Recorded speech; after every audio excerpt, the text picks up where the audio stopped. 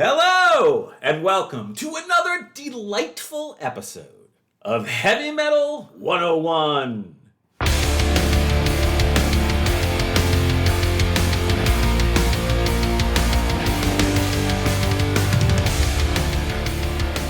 John, I feel like it has been so many moons since we've had a nice, normal episode. Have you felt the yearning deep within your gut for this return to normalcy? Is this normal? This is as normal as it's gonna get, ever. Just two bearded white dudes sitting in a dark room talking about music is normal? On my birthday, no On your less. birthday! Oh And my that's, gosh. that's really why we're here. It's like, all right, I can't put it off any longer. Happy birthday, Eric. Let's talk about whatever it is we're talking about today. John is giving me the greatest gift of all, the gift of Kiss. It's been a little while since we've done any of this, so we're gonna give the nice people a brief reminder of just who we are.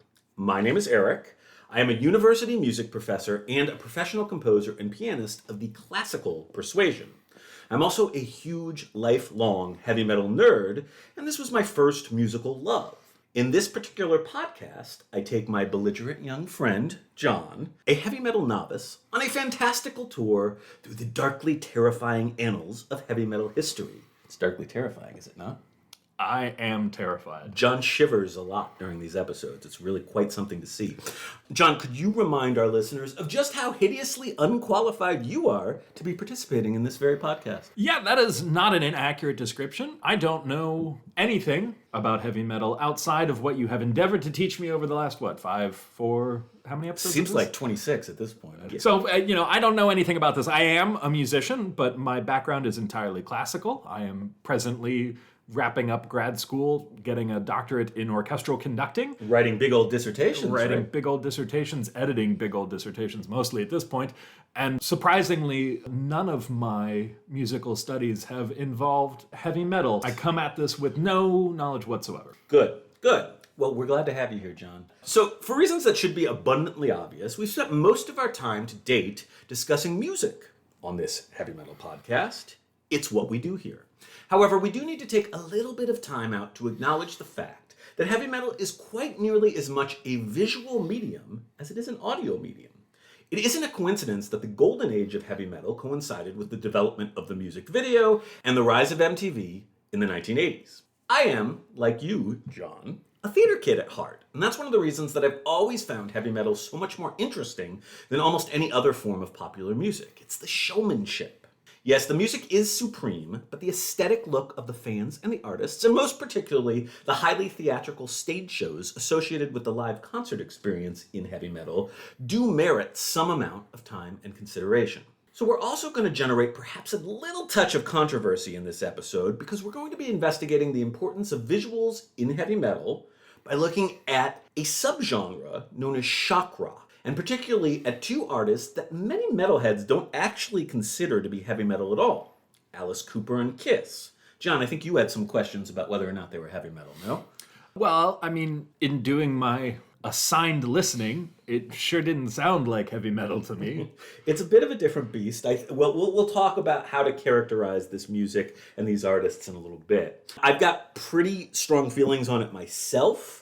And it's probably important for me to note that when I was a kid, like a heavy metal young teenager, these were literally my two favorite bands. Kiss was my favorite band, and Alice Cooper was my second favorite band. So I do definitely have a personal bias in these discussions, but we'll come back to that. Before we talk about the concert experience, we're going to have a brief discussion on the look of the people who are participating in the heavy metal concert, namely the fans and the artists. So, John, I think we can both agree that you are pretty damn lame, right? Conventionally speaking, I can't argue with that. Yeah, good. I happen to know for a fact that you have known at least a few metalheads, a few metal fans in your life. And so if you were to imagine in your mind's eye the typical metalhead, what do you think that person would look like? Can you describe them to me? Would you like me to describe them now or in their prime? I think that's probably the question at play here. If we're talking about me, I suppose you'd probably assume that all heavy metal heads are portly and balding and professorial and wear flip-flops at inappropriate times, right? The reality is I do know more than one heavy metal fan, and that does pretty accurately describe all of them that I know. But that is not the image that necessarily comes to my mind when you say heavy metal fan. I picture maybe kind of long hair, not dirty, but perhaps relatively unkempt. Probably wearing a t-shirt that at its core is black, but maybe has some sort of a graphic design or band name on it. And, jeans. Yeah, jeans. Definitely Yeah. jeans. Probably ripped jeans. Probably, but I mean, whose jeans aren't at this point? Yeah, that's a good point. My jeans are all ripped, and I'm 45. So we're going to step into a time machine. I hate to be too terribly nostalgic, but we are going to take a look at the Eric of circa 1990. I was about 14 at that point. So here's what I looked like then. I had long, curly hair that was well past my shoulders. The visual look I was going for, that I actually told my hairstylist, showed her a picture of, was Paul Stanley of Kiss, in fact. Also, perhaps Marty Friedman from Megadeth, who also had big, long, dark, curly hair. Not Brian May. No, I wasn't really into Queen at the time, but yeah, I mean, again, that's a good person to think of as well.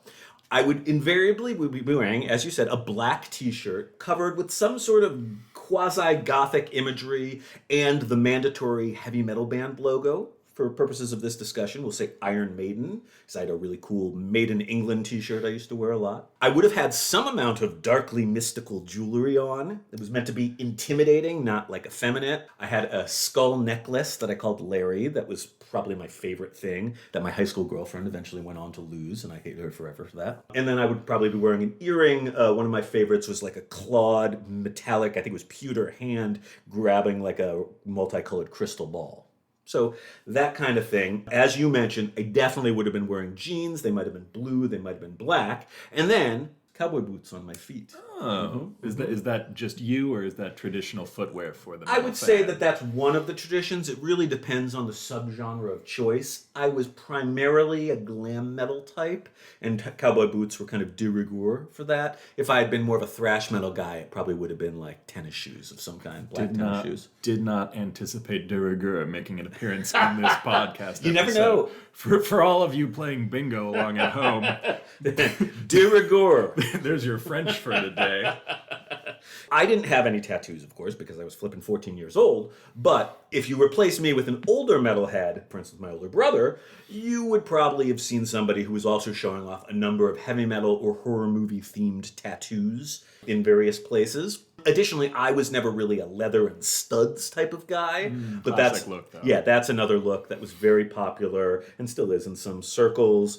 Also, the battle vest, sort of a jean vest with patches, various bands and stuff. These are other optional looks. Question, John, do you think I should start dressing like this again? Would that be like appropriate? I can't see how that would really impact your students' opinion of you at all as it already stands. So if you want to start wearing studded leather jackets, Eric, I think you should. I think it's a great thing that I have that sort of flexibility in my life that I think I agree. I could probably pull it off with almost no change in the external circumstances of my life.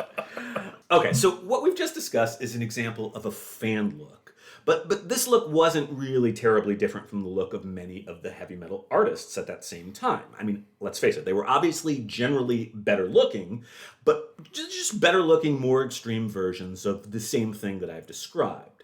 Now, this does, as with the fans, depend a lot on the subgenre. For instance, in glam metal, while the fans probably looked more or less like I described, in general, the artists had a real propensity for makeup and spandex. Something that never really took off quite as much amongst the fans, but looks great on stage. It's very theatrical. Where is it that this fan and artist look that I just went over came from? I mean, it now seems obvious that metalheads would have long hair and wear leather, but why is that so? John, where do you think that these images sort of got their start? Well, let's point to the original long hairs. How about the counterculture movement from the, that decade that I was definitely not alive in? See, everybody says you're dumb, but I think you're actually sort of dumb. Like only at most. Thank you. At most. Let's hope I get that vote of support from my committee. I'm going to send, if you need a letter of recommendation. Thank you. John is at worst sort of dumb. No, you're exactly right. It really is the counterculture. So I'm going to show you a picture. We've already established that Black Sabbath were the fathers of heavy metal, right? These are our founding fathers. So here's a look at them circa 1972. I want you to describe what you see. Wow. Those look like a bunch of hippies. Right? They totally look like a bunch of stinky hippies. There are two words cannot possibly describe the mustaches that I am looking at right now. They are gorgeous mustaches. I will set aside the basically mullet on one of these gentlemen, but I mean... That's the great Tony Iommi. Tony Iommi is just... dead in the eyes, but he's I'm going to say rocking a mullet. Mm-hmm. Wow, the shirts. Those are hippie shirts, even with the fringe and the poofy sleeves. Mm-hmm. We got a lot of crosses. Yeah, right. That's a good observation. They're not inverted crosses. Those are just big old crosses. Just traditional crosses. Mm-hmm. Surprisingly light pants colors. We appear to have white and khaki pants. Right. So this image is basically, it's kind of sepia, black and white, but most of the coloration is white. I mean, most of what they're wearing, there's some darker fringe jackets on Tony Iommi and Geezer Butler, but generally speaking, a lot of white, a lot of beige. Yeah. I think you'll agree with me. These could very well be like late 60s, early 70s rock stars, but this is not the image one thinks of as like a heavy metal look, right? Yeah, I will agree with the second part of that statement, yes. Mm-hmm. Okay. The simple truth, as John correctly identified, is that heavy metal always has had one foot in the world of the 1960s counterculture. We got to remember that Black Sabbath was originally called Earth, which is not a very frightening name, and they formed in 1968. I mean, this is in the middle of all of that. So while they may have musically gone off in a very different direction than a lot of the psychedelic or acid rock bands or hard rock bands of the time, heavy metal deriving from Black Sabbath gets its long hair and its early look directly from the hippies of the 1960s. Now, we're going to take a look at two more images. This here is Judas Priest in 1974. Is that a bathrobe? We got some loose-fitting, very colorful shirts. We got bell-bottoms. Yeah, we sure do. We got bell-bottoms. We have jeans now, but they look pretty clean and possibly ironed. Yeah, definitely like 70s teenager. We still have the long hair. Right, long hair is looks as though it may have been ironed. I see a hat that you can't quite call a cowboy hat, but also isn't a fedora. Uh-huh. I don't know what you would call that. I would call it a band that does not intrinsically look like a heavy metal band. No, they're definitely not giving off heavy metal vibes. Yeah, so this is the rock-a-rolla era Judas Priest. This is from a live performance during that time. And at this point, Judas Priest, I would say more or less, they have their own slight derivation of it, but look like Black Sabbath. I mean, really, it's the same sort of hippie-ish, maybe a little later in the 70s kind of look. There's nothing... All right. They look like a generic hard rock band. Nothing to really visually separate them. Now, we're going to flash forward just a few years. This was rock-a-rolla era Judas Priest in 1974. Now we're going to look at Hellbent for Leather Judas Priest in 1979. Wow, that's a heavy fucking metal band is what that is. There were some choices made here. What do you see? Wow, I see a lot more skin than I want to, if I'm totally honest. A lot of man skin. Yeah, that is true. Which, got nothing against man skin. It just, they make it way more uncomfortable than it needs to be. So leather, they were true to their... They were hell-bent for leather. Yeah, they were true to... We got leather pants, we got leather tops, we got leather jackets. We see studs now. Mm-hmm. A lot of studs. We see just like kind of random chains going on this guy in the front. A lot of chains. No one is smiling. Yeah, good. They look tough. I think the important thing here is still long hair and leather. Yeah, a lot of leather. Now, I guess my question is, does this look like a heavy metal band? Sure, yeah. I'd buy that. Yeah. So we talked about Judas Priest, of course, as a really essential force in the codification of heavy metal over the course of the 1970s. And with this sort of disparity in two Judas Priest images, we can see a lot of that. Going from a hard rock band to something else. Something that just visually and, as we already discussed, musically is genuinely separating itself from the pack of quote-unquote hard rock into that harder rock that we've identified as heavy metal. Now, this shows that not only is one foot of heavy metal in the 1960s hippie counterculture, but the other foot is actually in that sort of 1960s Hells Angels biker culture. So that's something that gives heavy metal a little bit more of its visual edge. Now, you pointed out the man skin, and I don't think it can be overlooked that the way in which Rob Halford specifically developed this metal leather look was his experiences in the gay S&M scene of 1970s London. To sum up, what we have here with heavy metal is one part hippie, one part Hell's Angel, just a soupçon of homosexual 1970s London S&M. That is awesome. I absolutely adore that. So the visual aesthetics in heavy metal are about far more than outfits. And that's why we regularly spend a bit of time on this podcast discussing album covers, which is a totally important part of the overall aesthetic experience of a heavy metal album, what the album was designed to look like. Additionally, it's also about theatricality and fully immersive, transcendent live concert experiences. For heavy metal fans, the live show is one of life's peak experiences. It's a communal bonding, immersive theater, and extraordinary music making all rolled up into one perfect package. It also establishes fan-artist dynamics where the performers take on these near superhuman statures in the eyes of the fans. Frankly, the whole thing is a lot like what an incredibly religious person might experience during a transcendent worship experience at their church. Heavy metal concert is for the fan church. So where does all that come from? Heavy metal has a streak of gothic theatricality that is a mile wide. It is one of the genre's most endearing traits. And while the sound may have been developed by English artists that we've discussed, like Black Sabbath and Judas Priest, the theater comes courtesy of the good old US of A and is inherited from a hard rock subgenre that we often refer to as shock rock. Now, let's pause and we're going to hear some music before we explore a bit of the history of shock rock and its relationship with heavy metal. I think we need some sounds in our ears, and we need to feel like we're at this live concert experience. We're going to listen to the opening track, Deuce, off of the seminal live album of the early 1970s, Alive, by one of my all-time favorite bands, Kiss.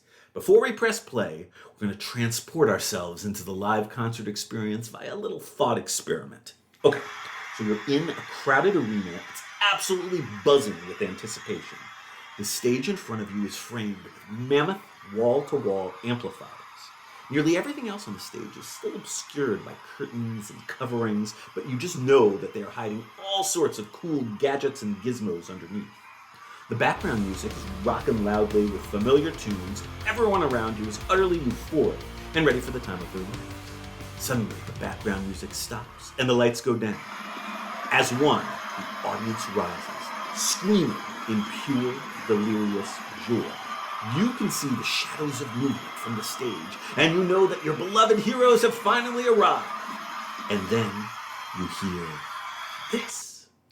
So if you are listening to this right now, you are listening to one of the versions of this podcast in which we unfortunately do not have the rights to play this wonderful piece of music, Deuce, specifically the version from Alive, of course by Kiss. In your show notes, you can find a link to take you directly to a recording, and you too can immerse yourself in the glory of Kiss. Or you can totally ignore it and just listen to us continue to yammer on afterwards. It is your choice. And now, back to the podcast. Now that was just so awesome. John and I actually, instead of listening to just the audio version, we looked up a fun video on YouTube that was actually a sort of montage of live performances in the early 70s. And John, I think you'll agree that was pretty damn cool. Well, it was better than just listening to it. I'll give you that. John was riveted. I think he might have cried. Did you cry? I didn't cry, no. You should have. You should have cried for all the Kiss shows you've missed at this point in your life. It's a terrible tragedy. I mean, literally every one. That is so damn good. And the amazing thing about Kiss Alive is what a great job it does at putting you, the listener, right in the center of the arena at a Kiss show. You've got the roar of the crowd, the explosions of the cannons, that heavier, more visceral sound of the musical performance live than what was ever heard on any of the 3 previous studio albums.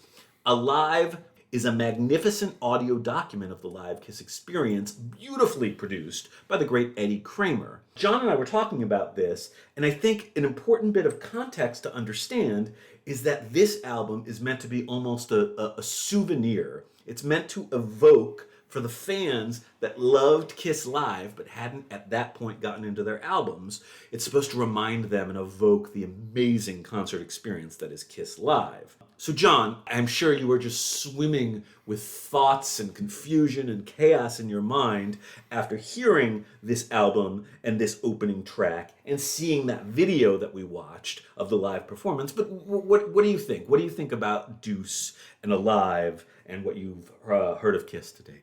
Well, I mean, definitely it needs the visuals in my mind. Like, you know, the music isn't bad. It's not like it's not good, but it's not terribly interesting. It's not really very complicated. It's pretty standard progressions, kind of, you know, traditional sounds for this genre. I mean, you know. It's, you know, there can be no question but that Kiss is more potent as a package deal with the look and the characters and the music and all of that stuff working together. And again, that's why they created Alive, because that does a much better job of simulating or drawing us towards what Kiss is all about than just the traditional studio album.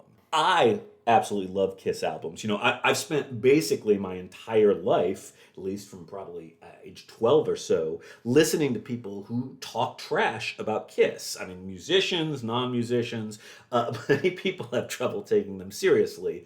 And, you know, some people knock them as not heavy enough. Some people knock them as incompetent musicians. But gosh damn it, I absolutely love every single classic Kiss album from the self-titled debut of 1974 all the way up through 1980's Unmasked, which is, you know, possibly my favorite Kiss album. Certainly it's one of them.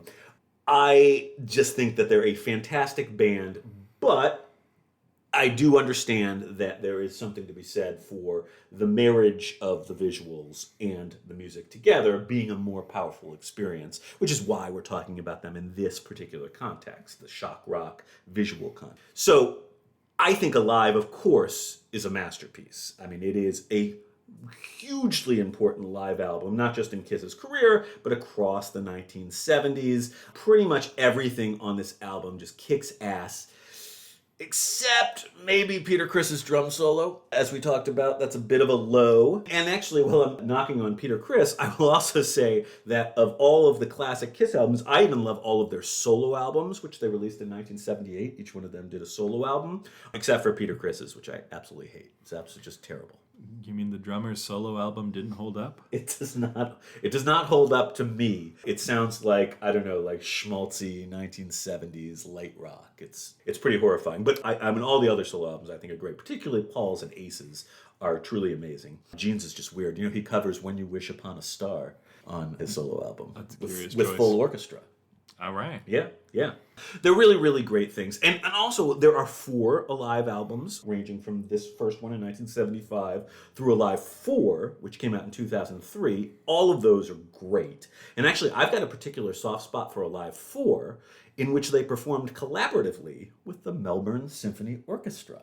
So it's Kiss Live in Australia, with the band playing simultaneous to orchestrations. It's great. I think it's beautifully done, and it's tons of fun. And there's videos of it too, and the whole orchestra is painted in Kiss makeup. It's like, oh, they did not get paid enough for that. I have no idea how much they were paid, but it was not enough for that. I have a close friend who's in the Melbourne Symphony Orchestra, and she unfortunately was not in the orchestra for that experience, but she says it sounded like tons of fun. So I'll shut up about Kiss for a minute. We will get back to them soon, I promise. But first, let's try and figure out how and why the concert experience is so central to the heavy metal experience, even more so often than the albums themselves. and particularly why there's so much epic theatricality in this otherwise, sort of tough, rough and tumble musical genre. So let's talk shock rock. John, do you have any idea what shock rock is?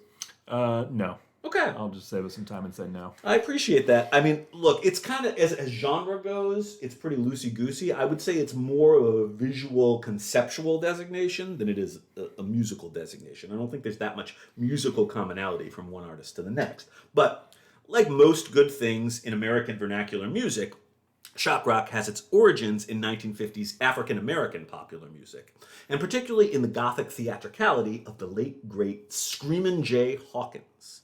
John, are you familiar with the 1956 hit, I Put a Spell on You? I am. Oh. I do actually know that song. Right? It's an amazing song and also a fabulous, fabulous vocal by Hawkins. I totally love that song, and Screamin' Jay Hawkins had a great voice, but he was also among the earliest rock and roll artists that really began to incorporate a sort of sinister theatricality into his performances. So amongst other things, he would begin by emerging from a coffin. He had a propensity to wear these gothic sort of Dracula capes in performance, and, like my hero, King Diamond, a couple decades later, used a skull-shaped microphone. Ooh, shocking. John is shocked. He's shocked by this. Ooh. So Hawkins is one of the first, but we're going to fast forward a bit to the year of our Lord 1969 and talk about one of my personal heroes, a profound influence on so much very wonderful heavy metal music, shock rocker par excellence, Alice Cooper. So John, what do you know about Alice Cooper? Alice Cooper, famous for his small cameo in Wayne's World. Mm-hmm. Let's see. Quite possibly the first time I saw it. No, I was actually a pretty big Alice Cooper fan by the time Wayne's World came out, but it wasn't that long before that. Yeah, no, I mean, Alice Cooper, correct me if I'm wrong here, but I believe Alice Cooper's shows are actually structured in a way where there's kind of a story and a plot through them where he is sometimes, the villain. Yes, Alice Cooper is definitely a character, and Alice Cooper is definitely the villain. That is true. And Alice Cooper, over the course of those shows, some of which are more sort of theatrical and elaborate, and some of which are less so, he gets his comeuppance during the show, something we'll actually take a look at. Now, this is something that evolves a little bit later, I think, in Alice Cooper's career, but yeah, I mean, it's a very, talk about theatricality, I mean, this is like showbiz and Broadway-style musical theater production numbers and whatnot. So, let's establish just a couple of fast facts about this seminal band and later solo artist. So we've got to tackle the elephant in the room. When the band Alice Cooper released their 1969 debut album, the extremely wacky Pretties for You, there wasn't a person named Alice Cooper in the band. They did have a darkly charismatic lead singer by the name of Vincent Furnier. Although over the course of the early Alice Cooper band career, Furnier definitely began to become first confused with and then really, in truth, the character of Alice Cooper. It wasn't actually until 1975 when the original band had then broken up and the solo artist that we now know and love as Alice Cooper was truly born and actually legally changed his name. The classic original Alice Cooper band lineup consisted of Glenn Buxton, rest in peace, on the lead guitar, Michael Bruce on the rhythm guitar, Dennis Dunaway on bass, and Neil Smith on drums. And along with Vincent Furnier, I mean, these guys were basically high school friends from Arizona that became just super freak weirdos in the Los Angeles of the late 1960s. Buxton was best friends with Jim Morrison. They were just hanging out right in the center of all of the craziness of 1960s Los Angeles. So it's through their location and overall wackiness, that they came to the attention of one of my most beloved musical heroes, who is not a heavy metal artist, Frank Zappa.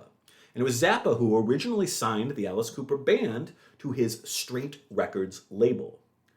Now, I know that from the vantage point of 2021, there doesn't seem to be anything really obviously in common musically between Zappa and Alice Cooper.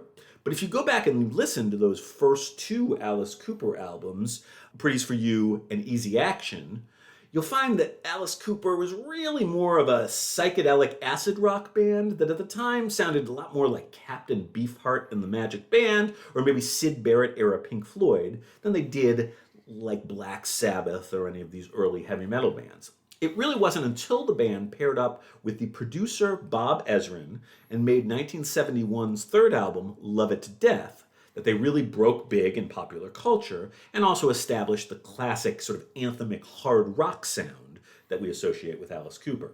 This, of course, begs that question that is bound to come up with Kiss or a lot of these bands, which is, was Alice Cooper a heavy metal band?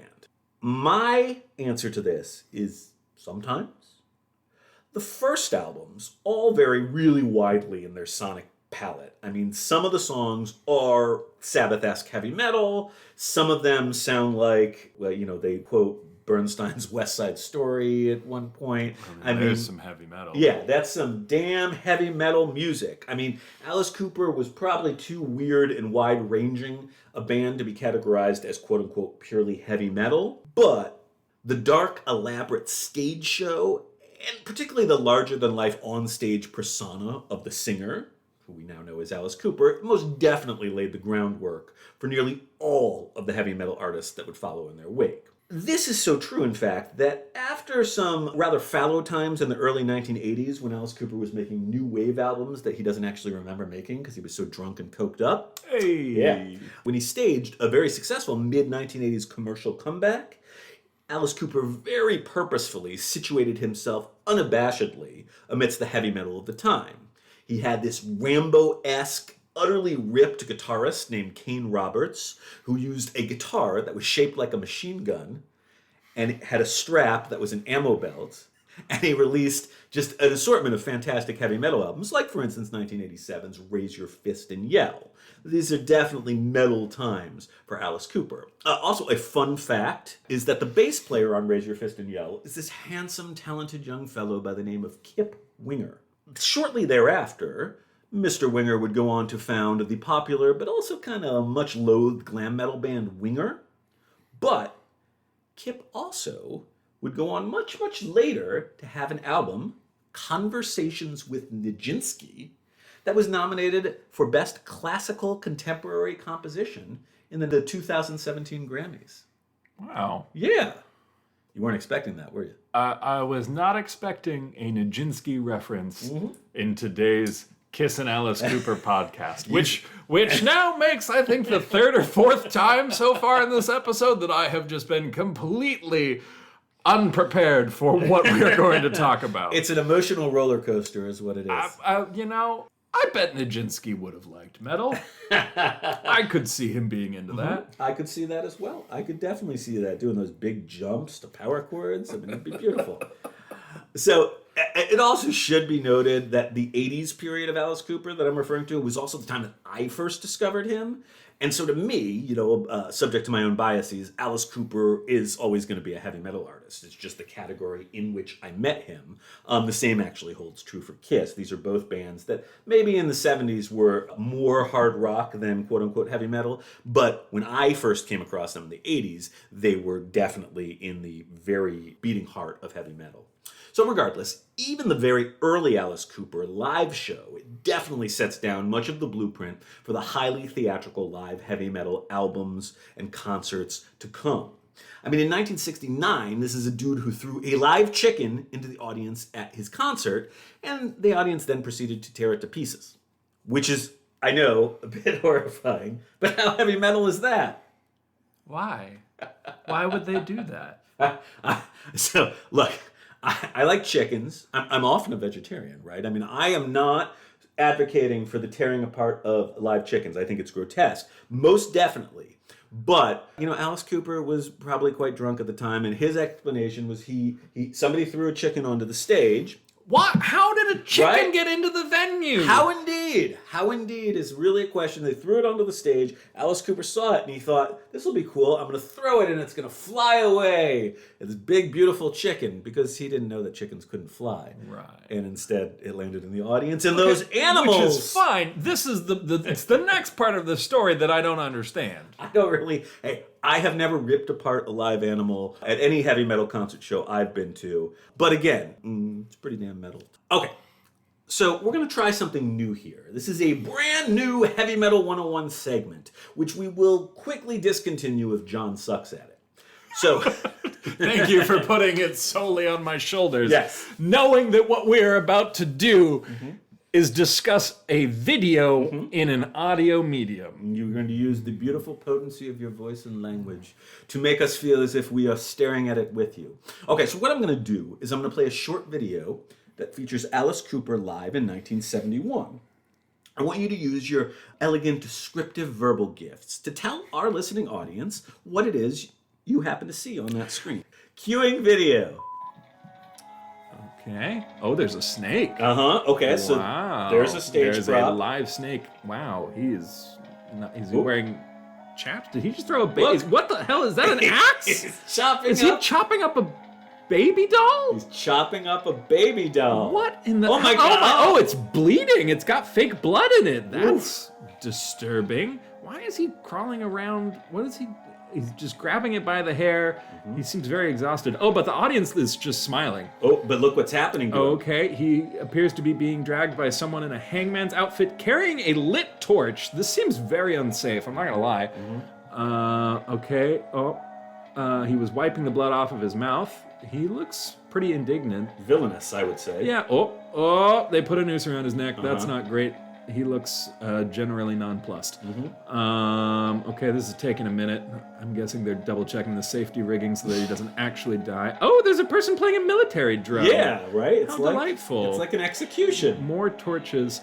There's a hangman part 2 that is wearing some very strange leather clothing. Purple leather and a Yeah. cape, I think. Oh, everyone's just kind of. I don't think that was at this moment. Oop. There was an audience shot. Oh, they dropped him half an inch, and now he's pretending to be dead. He's dead! Lightning! No! Oh. Oh, look at that. That's the pale, dead face of the villainous Alice Cooper.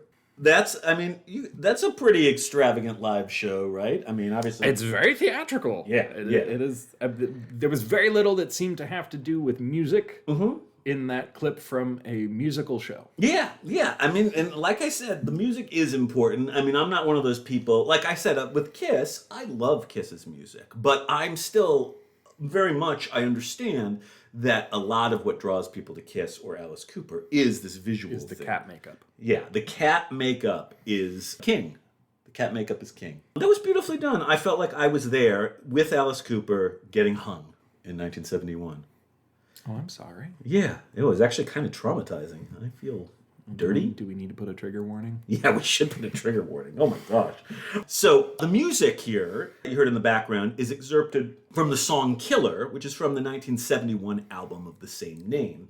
And With that meandering organ crawl with the yeah, snare it's drum? like the That's middle from a song? It's like the middle of the song, but it's there to allow for this sort of It's underscoring.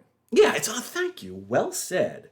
I mean, the way I describe this is 1/2 hard rock concert and 1/2 grand guignol theater experience. All of this is just one short year after Black Sabbath's eponymous debut. And so while Black Sabbath are still dressing like a bunch of hippies, they're making some heavy metal sounds, but Alice Cooper is paving the way for the visual experience. Is what we just saw, did that come from 1 year after Black Sabbath? 1971. That's Wow. pretty amazing, right? Yeah, Alice Cooper was definitely with it. And also, I'll point out, we looked at the Hellbent for Leather era Judas Priest at the end of the 70s. The leather, all that leather look we were talking about, Alice Cooper was wearing it, and the band was wearing it in that video as well. Sabbath may have pioneered the sound of heavy metal, but it's Alice Cooper that is giving us much more a definitively new and exciting look for the heavy metal medium. And I will say for myself, I had the pleasure of seeing Alice Cooper live in New York City one Halloween night many years ago, and I will tell you, it was one hell of a live show. It was totally freaking heavy metal, and I loved it. Of course, Alice Cooper is not the only fabulous early 1970s American band that had one foot in proto-heavy metal and the other in elaborate theatrical display. This brings us back full circle to our other shock rockers extraordinaire. You wanted the best, you got the best. The hottest band in the land, Kiss! John, we talked about this a little bit, but what did you come into this listening experience knowing about Kiss? I know this was a band that you had heard of because I talk about them like constantly. But This is not wrong. but otherwise, what familiarity did you have with Kiss? I mean, I knew who Gene Simmons was as a character. I wouldn't say I know anything about him personally. I mean, I knew a couple of their songs, some of their bigger hits that I don't think come from the metal era at all. Yeah, that's probably true. And I know one of them is dressed up like a cat. That's sort of my knowledge of Kiss. Hey, you're doing okay. You get a C- in history. Well, that's a higher grade than I would have expected. In the mid-1970s, Kiss were absolutely everywhere.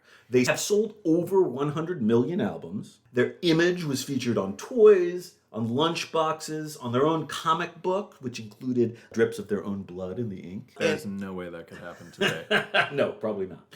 But there really was a time where Kiss were, in fact, the hottest band in the land. And, as I think I previously mentioned, Kiss were the very most favorite band of my own youth. Considerably later. I mean, we're talking about the late 1980s, so very different phase for the band and the country at large. I discovered them around the age of 12, and I just fell instantly in love. So I was this big Kiss fan, and they were actually the second live concert that I ever attended. And funnily enough, in small world news, the opening band, or one of the two opening bands for that show, was Winger. The aforementioned Winger. Oh. Yeah. So me and Kip Winger, we're buddies. I think we're Facebook friends too, actually. Anyway. Kip listens to this podcast. Kip, you should come on sometime. We have so much in common. He was a trained ballet dancer, actually. Oh. Yeah. Kip and we could maybe have an interesting conversation. I feel like Kip. Kip, you and me could be friends. I really feel so. Additionally, the oldest thing of mine that I think I still own is actually a Kiss concert t-shirt that I got in 1990 from the Hot in the Shade tour. It's basically completely transparent and I can't wear it outside, but I still wear it as like a jammy shirt. Thank you for that personal detail. Yeah. Would you like to see? No. Okay. Well, maybe later. No. So, a bit of background on Kiss. Kiss formed in New York City in 1973, influenced by the music of Led Zeppelin, Rolling Stones, and the Beatles, as well as the visual imagery of bands like Alice Cooper, and particularly the proto-punk glam rock band, the New York Dolls. The core of the band has always been singer and rhythm guitarist Paul Stanley, who was born Stanley Eisen from New York, New York. Singer and bassist Gene Simmons, born Chaim Witz in lovely Haifa, Israel. The other members of the classic Kiss lineup included lead guitarist Ace Frehley, who was born Paul and born on the mean streets of the boogie down Bronx, and drummer Peter Criss, originally Peter Criskula, from my favorite borough of them all, Brooklyn. Importantly, they developed their kabuki-style makeup look and elaborate stage show quite early on, eventually evolving into their four classic personas: Stanley, the Star Child, Simmons, the Demon, Frehley, the Spaceman, and John's favorite, Peter Criss, the Catman. In my opinion, the first three Kiss albums are all extraordinary. I absolutely love Kiss, Hotter Than Hell, and Dressed to Kill, and I cannot recommend them highly enough. But during this early part of their career, although they had increasingly massive live touring success, they actually suffered from pretty slow album sales. And they were trying to figure out what they could do to change their fortunes. It was not until Alive, a live double album featuring songs from those first three albums, was released on September 10th, 1975, that Kiss finally had a hit single. The classic Rock and Roll All Night, which had originally been recorded on Dressed to Kill, but is always heard on its Alive version if it comes on the radio, and their first hit album. Alive peaked at number 9 on the US charts. It was their first album to go gold, it was their first album to go platinum, and it has sold 9 million copies to date. Not too shabby. What Alive did, thanks to the particular genius of the band and their producer, Eddie Kramer, was to really use a balance between an actual live recording of the band and an assortment of studio effects, including overdubs, amplified crowd noises, augmented audio effects, the sound of the cannons, things like that, that didn't transfer as well onto a live recording without modifications. But once they were augmented, they really give you the sense of not listening to a live album, but rather really being in the midst of a live concert at the arena in the middle of the crowd. And that's really a different thing, and it's why Alive is so very artistically successful on those terms. So what is it like to be at a live Kiss concert? How and why is this music and this look so formatively important to the development of heavy metal? We're going to take a look at one more short video, and we're going to let the demon himself, Gene Simmons, show us how one shocks and awes a concert audience in true heavy metal fashion. John, are you ready to watch and elegantly describe one more short video? Absolutely. Let's do it! Okay, Gene Simmons looks angry. He looks sweaty. Well, yeah, sure, but he also looks angry. Ooh, demonic. He is holding a bass and just kind of staring. Oh, he lunged out of the shot. Okay, still just, oh, he lunged out of the shot again. Oh, is he playing? He's playing, isn't he? Okay. What's going to happen? Just kind of looking. Oh, looking and playing. Oh, he stood up. Is he trying to smile? Does he not know how to smile? Is he trying to wink? Does he have something in his mouth? Oh, uh-oh. It kind of looks like he has something in his mouth. Is he bleeding? Is he bleeding? Oh my gosh. It looks, ew. Oh! That was, oh God, there's fire everywhere now. What in the hell? Where's the fire? Is one of them fire breathing? He's breathing fire. He's spitting blood. That's Kiss. Look at that tongue. See, this is exciting. Where did he theatrical. get that? Where did he get the idea to do that? Or? No, the actual blood, like practically speaking, right? in the middle of a concert. When does he just like...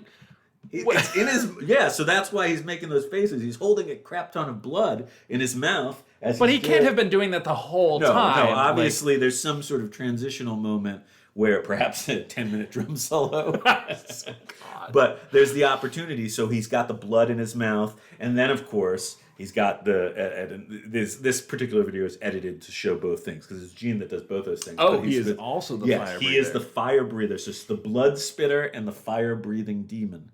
Wow. I mean, again, theatricality. We got blood, we got fire, we got demons. This is heavy metal. I mean, say what you will about the music, but we are definitely establishing the visual premise behind heavy metal with this set of imagery.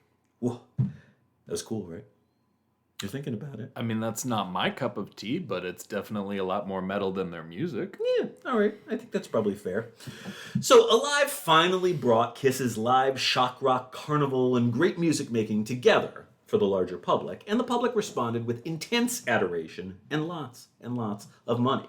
So once again, we can address this question. Is Kiss a heavy metal band? And once again, I have to admit that I'm a creature of my own biases in rearing. Yes, the heavy metal status of 1970s Kiss is a bit ambiguous. They were heavier than the Alice Cooper band for the most part, and certainly had a heavy metal image and stage show.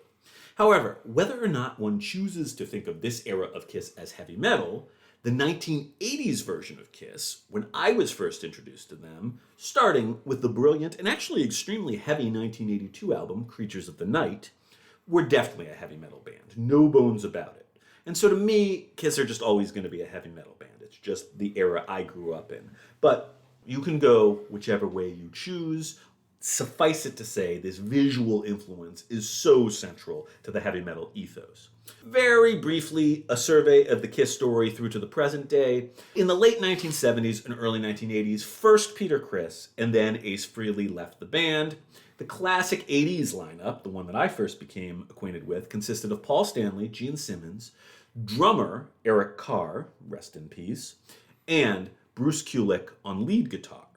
Now, both of these players were much better, in my opinion, than Peter Criss and Ace Frehley, but again, it's what you know, it's who you're familiar with. Kiss did eventually take their makeup off for quite a time, from the year 1983 until the original lineup reunion tour, which began in 1996. As we speak, Kiss is currently touring on what is supposed to be their final tour, The End of the Road, which I actually caught live not long before COVID hit, and it was absolutely fabulous. It was a wonderful show.